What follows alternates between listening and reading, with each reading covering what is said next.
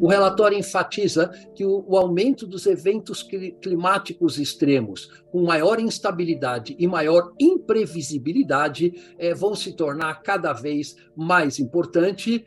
Uma criança, né, nascida em 2020, ela vai viver num mundo muito mais quente e muito mais impactado pelos eventos extremos, né, do que aqueles que nasceram aqui na década de 80 do século passado ou na década de 50 do ano passado.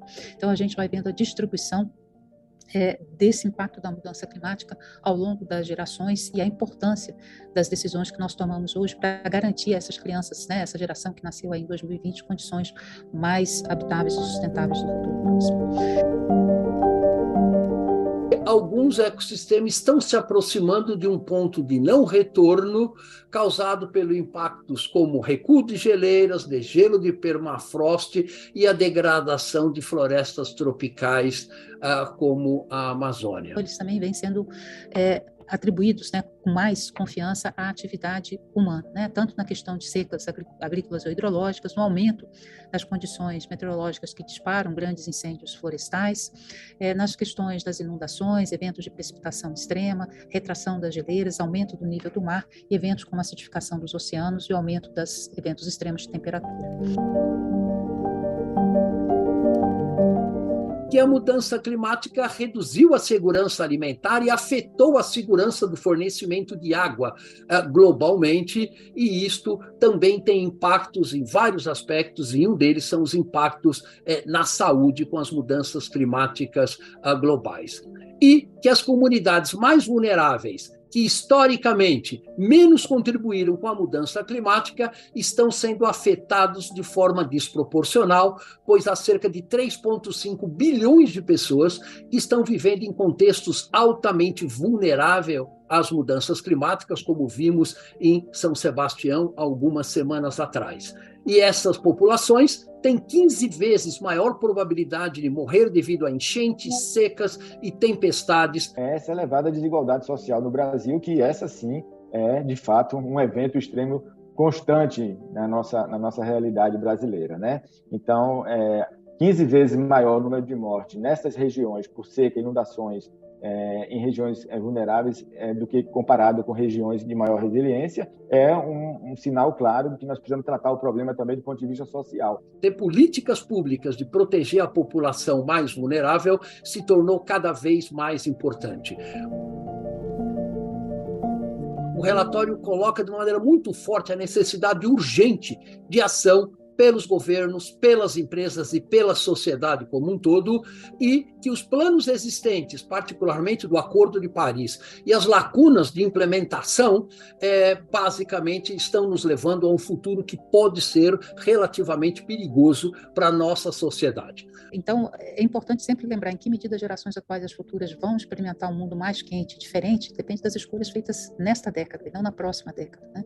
E essas escolhas têm um impacto na vida na Terra que pode durar aí por milhares de anos, como a gente já citou em alguns dos efeitos irreversíveis. O relatório coloca claramente que já temos todas as tecnologias necessárias para reduzir pela metade as emissões de gás de efeito estufa até 2030. E também temos os recursos financeiros para realizar esta tarefa. É fundamental que o sistema financeiro esteja engajado no processo de redução de emissões e de adaptação climática, em particular para reduzir as desigualdades entre países desenvolvidos e em desenvolvimento.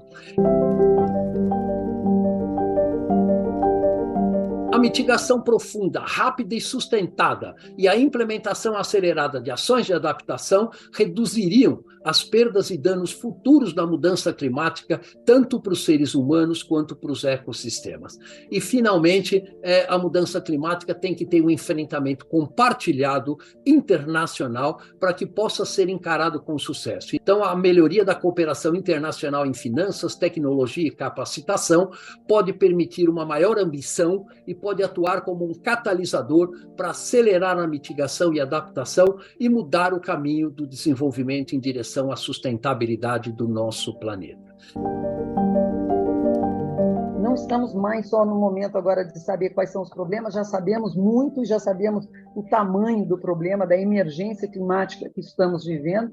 Acho que agora é olharmos para, como o relatório nos aponta, quais são as lacunas de implementação e como é que nós podemos acelerar a implementação do combate às mudanças do clima.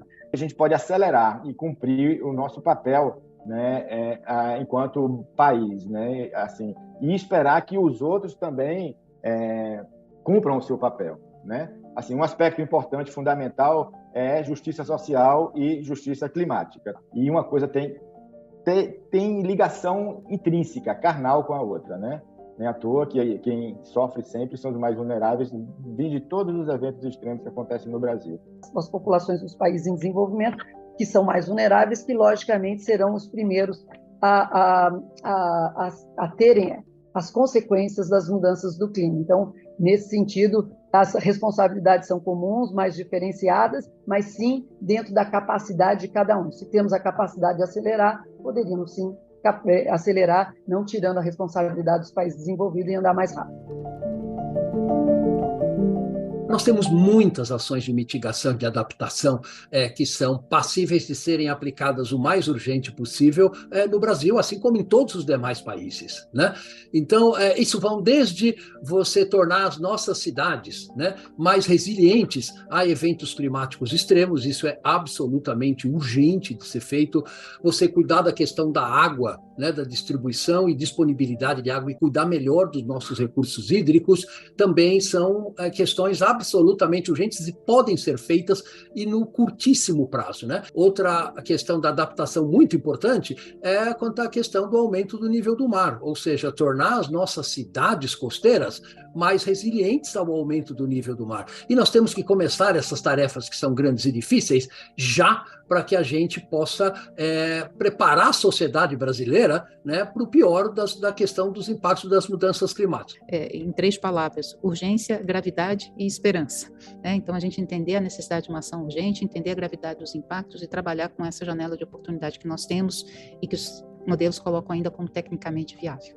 Fazendo, primeiro, o mapeamento de todas essas ações e sugestões que já existem, a priorização e, de novo, voltando para os meios de implementação. O que precisam para essas ações terem escala?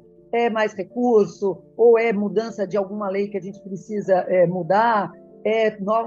Não é tecnologia, já sabemos, então o porquê que essas ações de, no caso, mitigação e adaptação que possam, já estão prontas para serem escaláveis, por que a gente não anda com elas? Então, a primeira coisa é mapeá-las, priorizá-las e assegurar que aí tem todos os meios de implementação para elas terem escala, e eu vou sempre voltar à palavra, que possam ser aceleradas, porque todos temos pressa, é urgente, é grave, e sim temos esperança, mas a esperança tem que ser muito pragmática para a gente andar com as medidas necessárias.